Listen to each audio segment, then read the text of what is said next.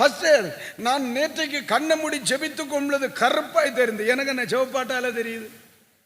நான் இத்தனை வருஷமா கண்ணு முடனே எனக்கும் கருப்பாத்தான் தெரியுது.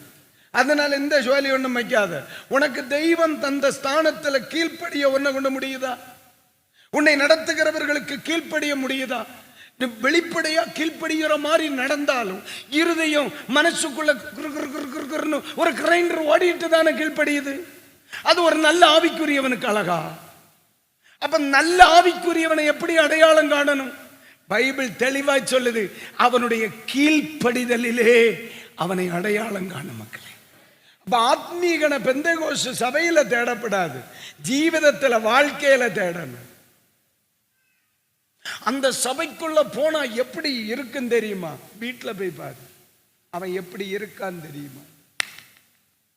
ஒரு மரத்தை அதனுடைய கனிகளால் அறிவீர்கள்.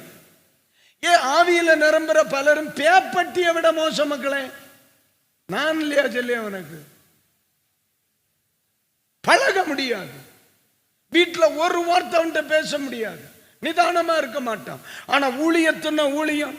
மக்களே, ஒரு மனிதனுடைய ஆத்மீகம் அவனுடைய கீழ்ப்படிதல்ல தெரியும். மக்களே, அதை செய்யாதேன்னா சரிப்பா, அது உனக்கு வேண்டாம், சரிம்மா. அப்பா சொல்லுது, மக்களே அது வேண்டாம், நீ இப்ப அதை செய்யாத போ. தெய்வீகம்னா அதுதான்டா.